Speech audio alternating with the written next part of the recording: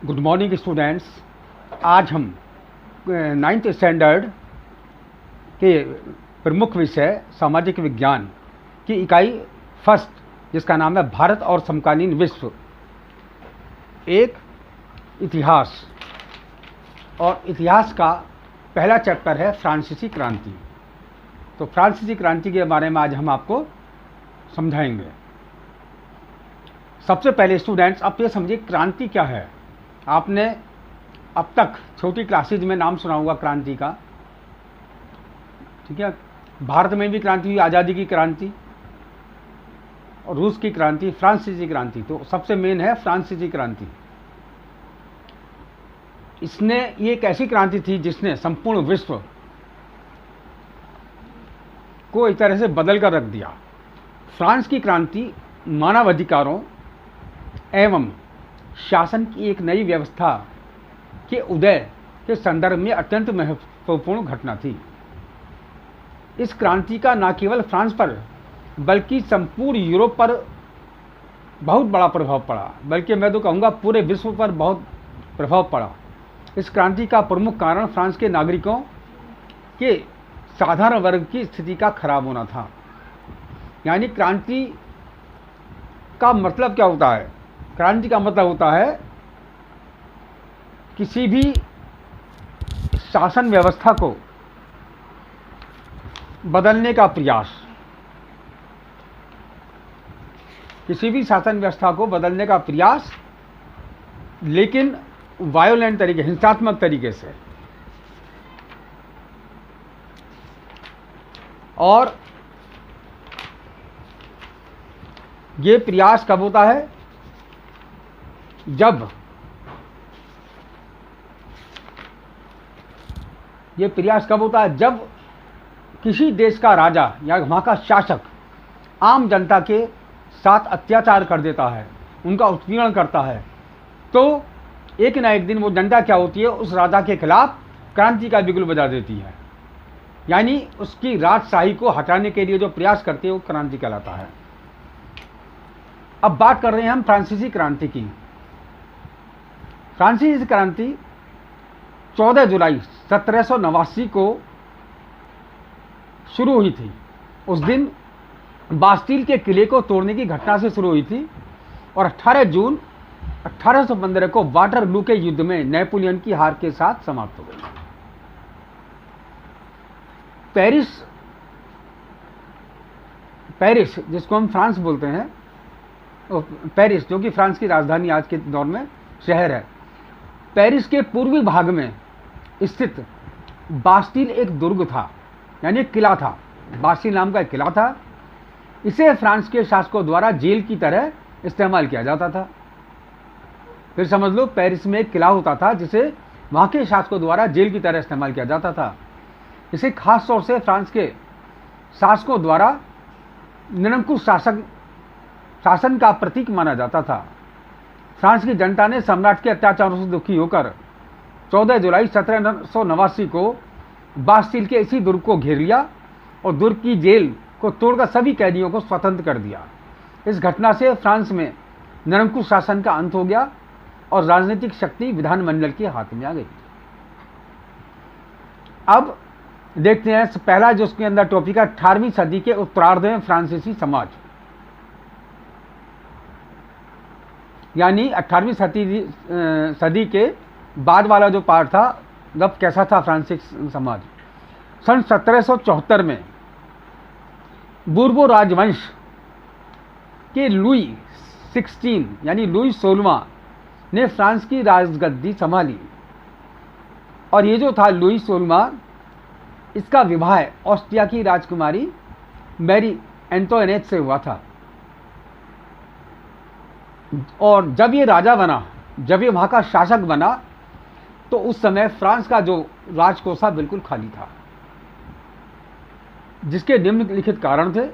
Number 1, लंबे समय तक चले युद्धों के कारण फ्रांस के वित्तीय संसाधन नष्ट हो चुके थे। वर्साई के विशाल महल और राज दरबार की शानो शौकत बनाए रखने का शाही खर्च बहुत ही ज़्यादा वित्तीय दबाव डाल रहे थे। लुई के शासनकाल में फ्रांस ने अमेरिका के 13 उपनिवेशों को इनके साझा शत्रु ब्रिटेन से आज़ाद करवाया था। उपनिवेश होते हैं जब कोई देश दूसरे देश पर अपना कब्जा कर लेता है, वहाँ अपने रूल रेगुलेशन चलाता है, वहाँ अपनी सरकार बना लेता है।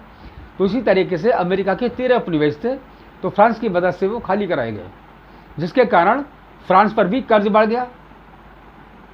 और उस पर कर्ज था 1 अरब लिब्रे का। लिब्रे होती है, जैसे हमारे यहाँ रुपया चलता है, तो फ्रांस की करेंसी को हम बोलते हैं लिब्रे। जबकि उससे पहले, इस वाले युद्ध से पहले उस पर 2 अरब लिब्रे का कर्ज था, यानी कुल 3 अरब का कर्ज हो गया। कर्जदाता सरकार से 10% ब्याज की मांग करने लगे। ऐसी हालत में फ्रांसीसी सरकार बजट का बहुत बड़ा भाग बढ़ते जा रहे कर्ज को चुकाने में खर्च कर रही थी। राज्य के नियमित खर्चों का बोझ तो था ही। इस स्थिति से मुक्ति पाने के लिए सरकार के पास कोई रास्ता न था, इसलिए वह करों में वृद्धि करने पर उतार होगी। अब फ्रांस की इस स्थिति का आम जनता पर क्या प्रभाव पड़ा और एक क्रांति क्यों हुई, उसको समझने से पहले हमें वहाँ के समाज की 3 श्रेणियों को समझना होगा। 18वीं शताब्दी में फ्रांस का समाज 3 श्रेणियों में बटा हुआ था। तो पहला जो स्टेट थी, प्रथम स्टेट कहते हैं श्रेणी, यानी राजनीतिक तौर से जो हम श्रेणी बनाते हैं उसको स्टेट बोलते हैं।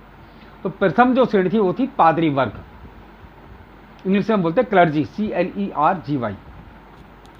चर्च में कार्य करने वालों का एक समूह होता है,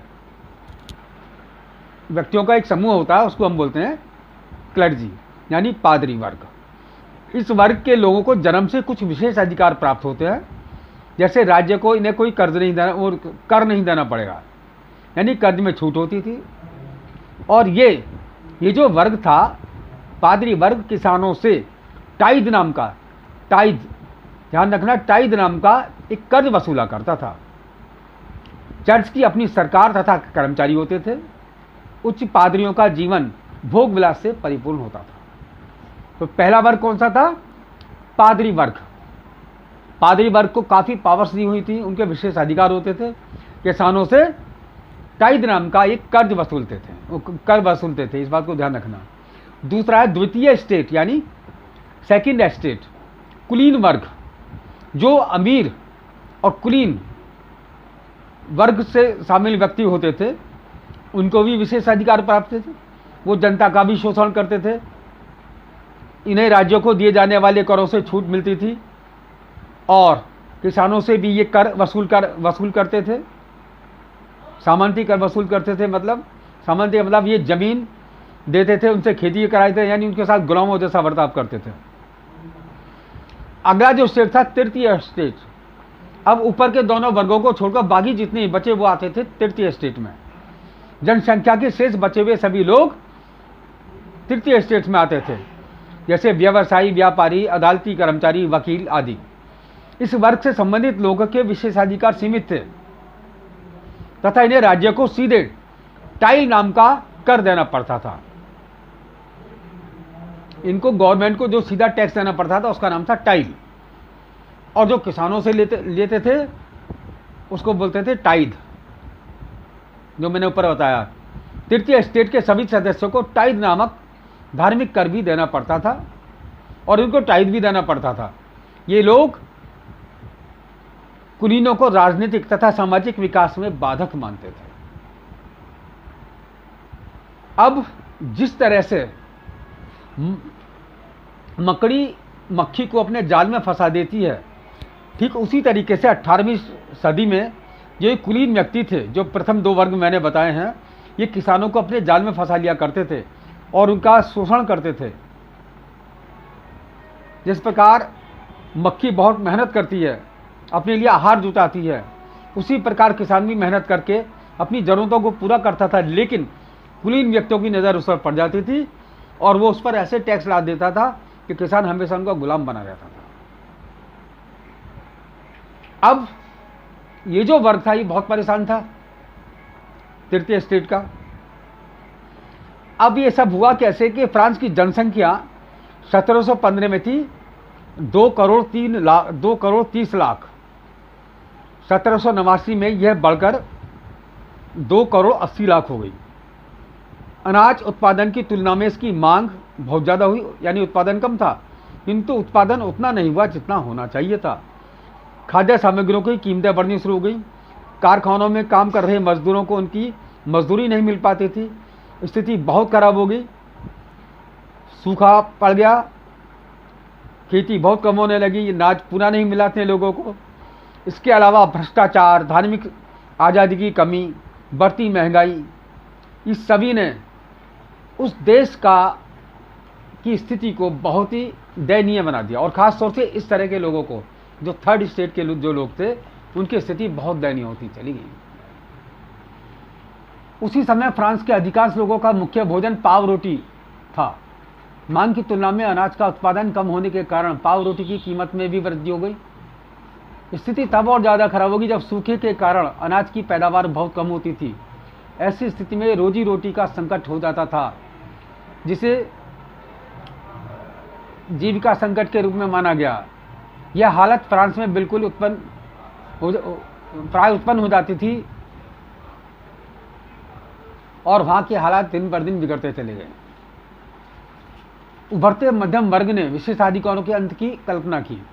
अब जब मध्यम वर्ग उभर रहा था, 18वीं सदी में फ्रांस में एक सामाजिक वर्ग का उदय हुआ, जिसे हम मध्य वर्ग के रूप में जानते हैं। इस वर्ग ने ओवरसीज ट्रेड यानी समुद्रीय व्यापार और रेशमी और ऊनी वस्त्रों के उत्पादन के बल पर संपत्ति अर्जित कर ली थी। ऊनी और रेशमी कपड़ों का या तो निर्यात किया जाता था या समाज के समृद्ध लोग इन्हें खरीद लेते थे। यह वर्ग पढ़ा लिखा होने के कारण जन्म से विशेषाधिकार को न मानकर योग्यता को व्यक्ति के सामाजिक पद का आधार मानता था। जॉन जॉक रूसो जैसे दार्शनिकों ने स्वतंत्रता, समान नियमों तथा समान अवसरों पर आधारित समाज की परिकल्पना की थी। जॉन लॉक ने अपनी कृति टू ट्रीटाइजेज ऑफ गवर्नमेंट में राजा के दैवी और निरंकुश अधिकारों के सिद्धांतों का खंडन किया।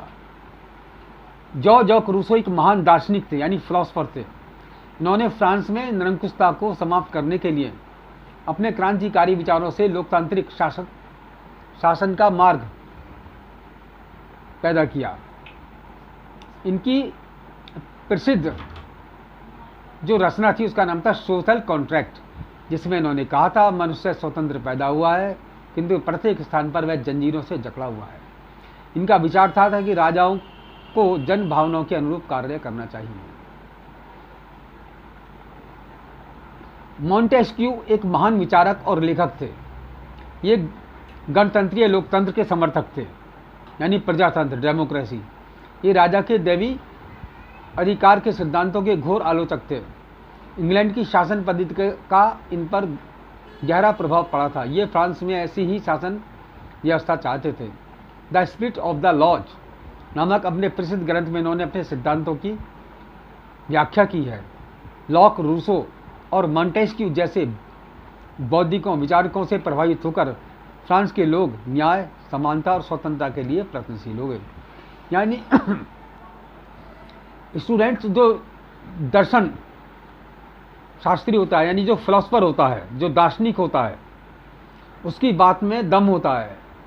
जो अपना सिद्धांत निकालता है उसको पालन किया जाता है। तो ऐसे ही ये उपरोक्त 3 दार्शनिक हुए थे, जॉन जॉक रूसो और मॉन्टेस्क्यू। इन्होंने अपने सिद्धांत दिए जिनसे वहाँ के थर्ड स्टेट के लोगों पर बहुत बड़ा प्रभाव पड़ा। और उसके बाद फिर फ्रांस की क्रांति शुरू होगी। इसके बाद में अगला टॉपिक आपको कल पढ़ाऊंगा। आज के लिए इतना ही। Thank you. 2 टॉपिक है ना।